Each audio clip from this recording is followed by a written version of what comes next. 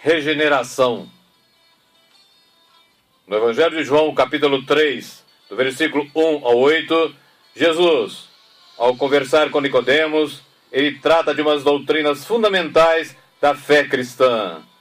A regeneração, ou nascimento espiritual, ou ser uma nova criatura pelo poder regenerador e sobrenatural do Espírito Santo. Acompanhe agora comigo. João 3, do 1 ao 8. E havia entre os fariseus um homem chamado Nicodemos, príncipe dos judeus. Este foi ter de noite com Jesus e disse-lhe: Rabi, bem sabemos que és mestre, vindo de Deus, porque ninguém pode fazer estes sinais que tu fazes, se Deus não for com ele. Jesus respondeu e disse-lhe: na verdade te digo, que aquele que não nascer de novo, não pode ver o reino de Deus. Disse-lhe Nicodemos: como pode um homem nascer sendo velho? Porventura pode tornar a entrar no ventre de sua mãe e nascer? Jesus respondeu: na verdade te digo, que aquele que não nascer da água e do Espírito não pode entrar no reino de Deus. O que é nascido da carne é carne, e o que é nascido do Espírito é Espírito. Não te maravilhes de te ter dito: necessário vos é nascer de novo. O vento assopra onde quer, e ouves a sua voz, mas não sabes de onde vem, nem para onde vai. Assim é todo aquele que é nascido do Espírito.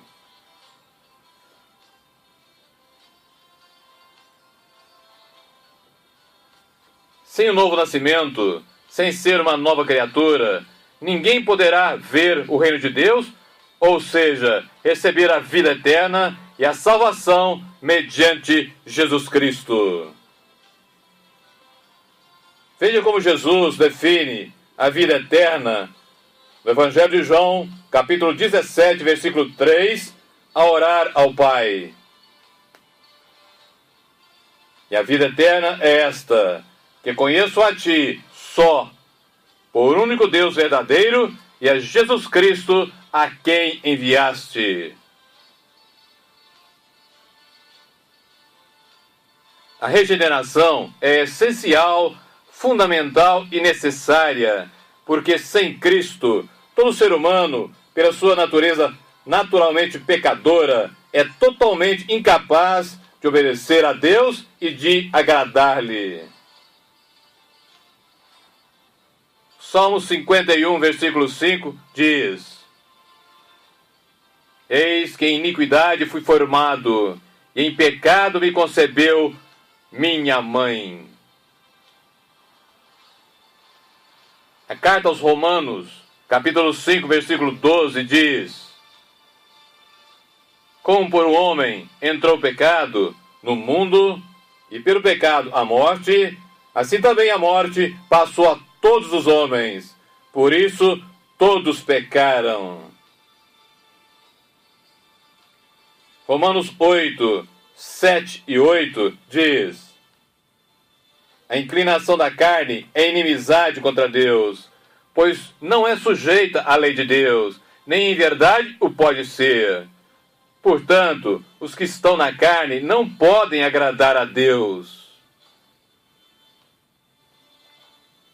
A primeira carta aos Coríntios, capítulo 2, versículo 14, diz: o homem natural não compreende as coisas do Espírito de Deus, porque lhe parecem loucura, e não pode entendê-las, porque elas se discernem espiritualmente.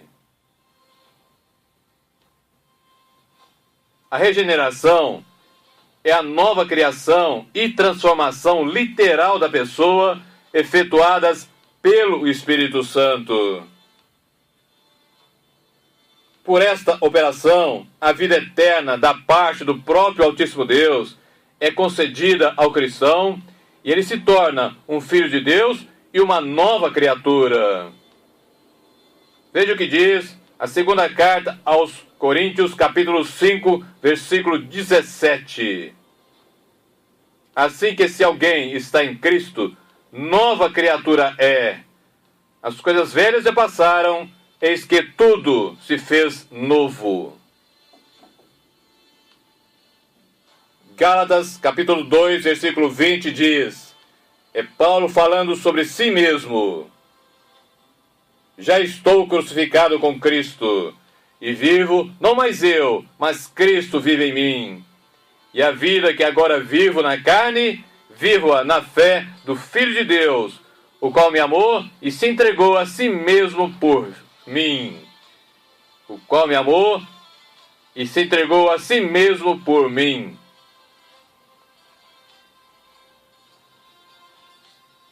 Gálatas 6:15.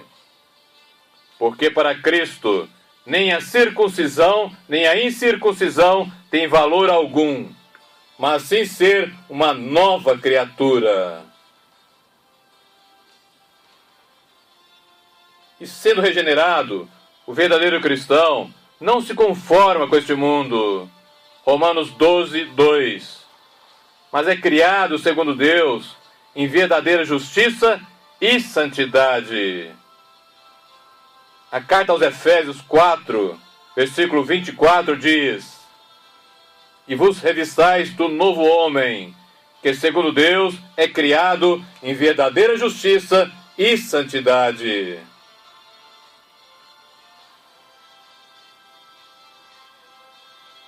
Colossenses 3:10. E vos vestistes do novo, que se renova para o conhecimento segundo a imagem daquele que o criou. O verdadeiro cristão é uma nova criatura, renovada segundo a imagem de Deus, que compartilha da sua glória, que experimenta a renovação do conhecimento e do entendimento, e que vive em santidade. A regeneração tem lugar naquele que se arrepende dos seus pecados, volta-se para Deus e coloca a sua fé pessoal em Jesus Cristo como seu único Senhor e único Salvador.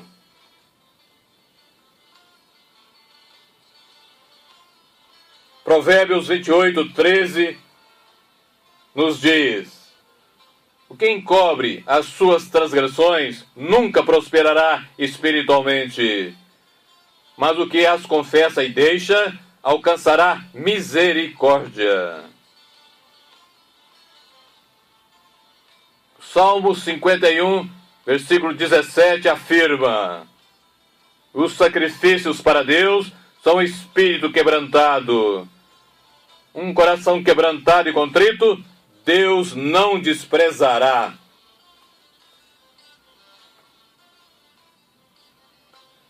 No Evangelho de João, capítulo 1, e versículo 12, nós encontramos um versículo que trata da verdadeira fé, da fé que salva. Nele nós vemos que a fé salvífica é tanto um ato instantâneo como uma atitude da vida inteira. Para alguém se tornar filho de Deus, ele deve realmente se converter a Cristo, e o tempo pretérito do ariosto sendo usado demonstra um ato definido de fé. O tempo pretérito do ariosto usado demonstra um ato definido de fé. E após esse ato de fé, ao se converter realmente a Cristo como seu único Senhor e Salvador, deve haver, da parte do pecador, uma ação contínua de crer. Pois o verbo crer é um particípio presente ativo, indicando a necessidade da perseverança no crer. A fé genuína precisa continuar após o ato inicial da conversão para que a pessoa seja salva. Aquele que perseverar até o fim será salvo. Mateus 10, 22 e Mateus 24, 13. Aqui é o próprio Jesus afirmando por 2 vezes no Evangelho de Mateus sobre a necessidade da perseverança até o fim na fé para alguém ser salvo. É importante também observar que o Evangelho de João nunca emprega o substantivo fé. Entretanto, o verbo crer é usado 98 vezes.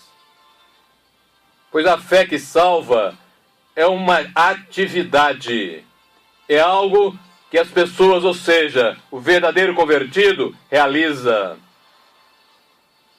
A verdadeira fé, portanto, não é crer e confiar de modo estático em Jesus e na sua obra redentora, mas uma dedicação amorosa, uma renúncia constante de si mesmo, que continuamente aproxima o convertido sempre mais a Jesus como seu único Senhor e Salvador.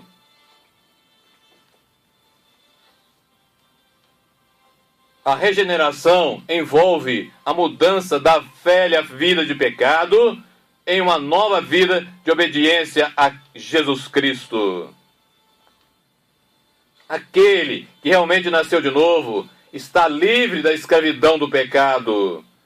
Romanos 6, do 14 ao 23. E passa a ter desejo e disposição espiritual de obedecer a Deus e de seguir a direção do Espírito Santo. Romanos 8, 14. O verdadeiro cristão vive uma vida de retidão, ama os outros cristãos realmente convertidos, evita uma vida de pecado e não gosta nem ama o mundo e seus prazeres. A primeira carta de João, capítulo 2, versículos 15 e 16, nos diz: Não ameis o mundo, nem o que no mundo há. Se alguém ama o mundo, o amor do Pai não está nele. Porque tudo que há no mundo, a cobiça da carne, a cobiça dos olhos e a soberba da vida, não é do Pai, mas do mundo.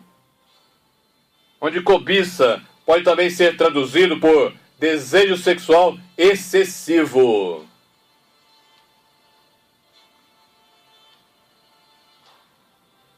A carta de Tiago, capítulo 4, versículo 4, adverte a todos afirmando o seguinte: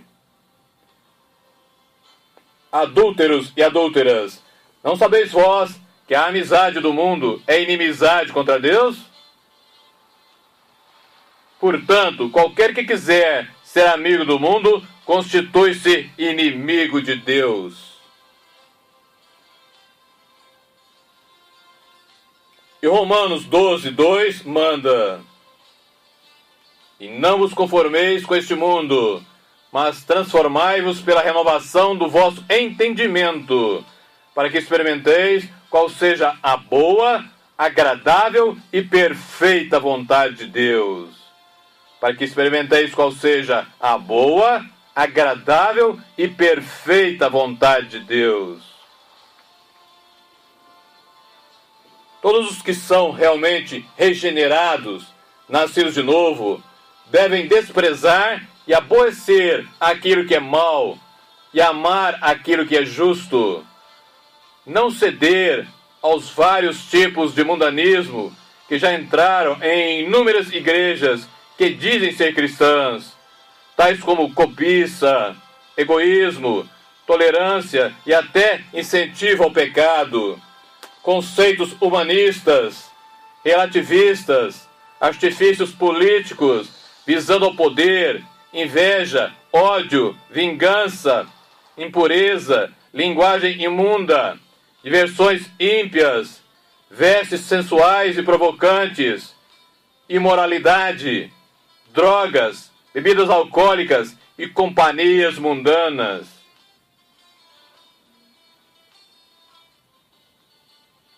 Todos os cristãos verdadeiros, realmente convertidos e regenerados, devem conformar as suas mentes à maneira de Deus pensar, mediante a leitura da palavra de Deus e sua meditação, além do jejum e principalmente da oração sincera e constante. Os planos, alvos e aspirações têm que ser determinados pelas verdades celestiais e eternas, e nunca por este século presente mau, profano, hipócrita, falso, mentiroso e pecador. O presente sistema mundano é mau e está sob o controle de Satanás. Veja comigo o que a carta aos Colossenses capítulo 3, do versículo 1 ao 4, ordena a todos os realmente regenerados e, portanto, realmente cristãos. Portanto, se já ressuscitastes com Cristo, buscai as coisas que são de cima, onde Cristo está assentado à destra de Deus. Pensai nas coisas que são de cima e não nas que são da terra, porque já estáis mortos e a vossa vida está escondida com Cristo em Deus. Quando Cristo, que é a nossa vida, se manifestar, então também vós vos manifestareis com Ele em glória. Quem é nascido de Deus não tem o pecado como uma prática habitual em sua vida. Não é possível permanecer nascido de novo sem o desejo sincero e o esforço fundamental e essencial de agradar a Deus e de evitar o mal, mediante uma comunhão sempre mais profunda com Cristo e uma dependência também sempre maior do Espírito Santo. A carta aos Romanos, capítulo 8, do versículo 2 a 8, diz: porque a lei do Espírito de vida em Cristo Jesus me livrou da lei do pecado e da morte. Porque o que era impossível à lei, visto como estava enferma pela carne, Deus, enviando o seu Filho em semelhança da carne do pecado, pelo pecado, condenou o pecado na carne, para que a justiça da lei se cumprisse em nós, que não andamos segundo a carne, mas segundo o Espírito. Porque os que são guiados segundo a carne inclinam-se para as coisas da carne, mas os que são segundo o Espírito, para as coisas do Espírito. Porque a inclinação da carne é morte, mas a inclinação do Espírito é vida e paz. Portanto, a inclinação da carne é inimizade contra Deus, pois não é sujeita à lei de Deus e nem em verdade o pode ser. Portanto, os que estão na carne não podem agradar a Deus.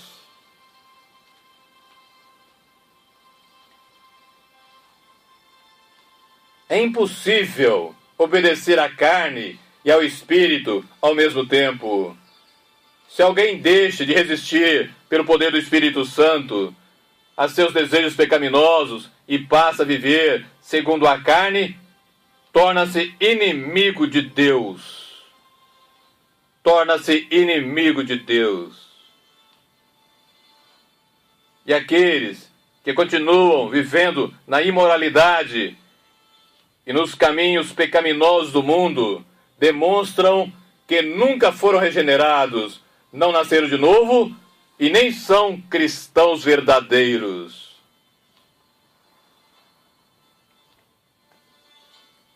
A doutrina da regeneração, que é uma das fundamentais de todo o cristianismo, foi pelas últimas gerações daqueles que dizem ser cristãos, que professam o nome de Cristo, literalmente abandonada e esquecida.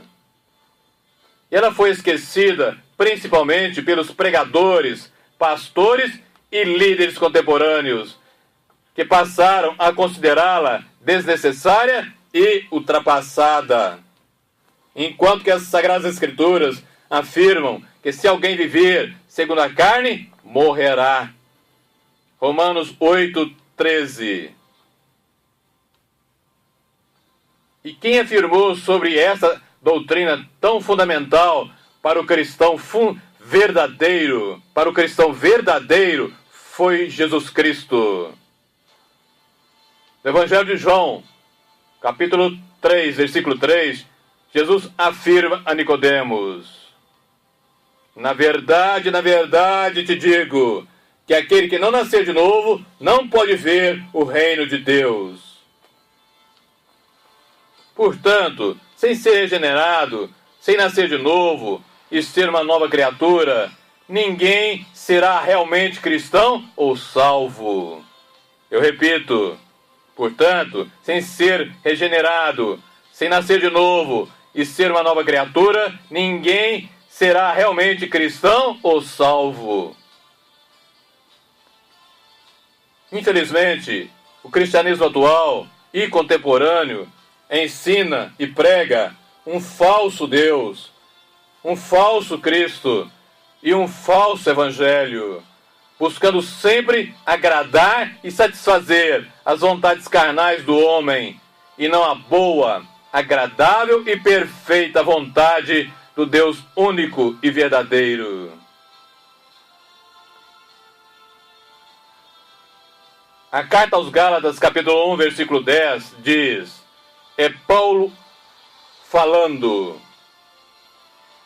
porque persuado eu agora a homens ou a Deus? Ou procuro agradar a homens? Se estivesse ainda agradando aos homens, não seria servo de Cristo.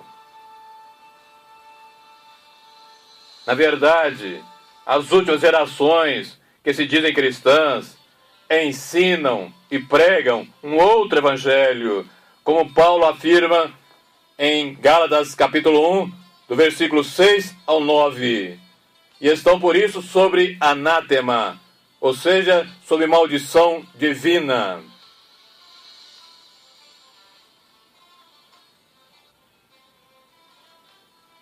É bom sabermos também que assim como uma pessoa nasce do Espírito e é regenerada ao receber a vida de Deus, ela também pode extinguir essa vida ao voltar para o mal e viver em iniquidade. Romanos 8:13. A regeneração, o novo nascimento, não pode ser comparado ao nascimento físico, pois o relacionamento entre Deus e o salvo é questão do Espírito e não da carne. Evangelho de João 3:6. Logo, embora a ligação física entre um pai e um filho nunca possa ser desfeita, o relacionamento de pai para filho que Deus quer manter conosco é voluntário e pode ser dissolvido durante nosso período de provação na terra. Nosso relacionamento com Deus é condicionado pela nossa fé em Cristo durante nossa vida terrena. Fé esta demonstrada numa vida de obediência e amor sinceros. Eu repito agora o que afirma a segunda carta aos Coríntios, capítulo 5, versículo 17. Preste atenção no seu coração e que nunca mais perca este versículo. Assim que, se alguém está em Cristo, nova criatura é. As coisas velhas já passaram, eis que tudo se fez novo. 2 Coríntios 5:17. Portanto, é necessário com extrema urgência que toda a igreja volte a ensinar e também a viver a regeneração e a santificação.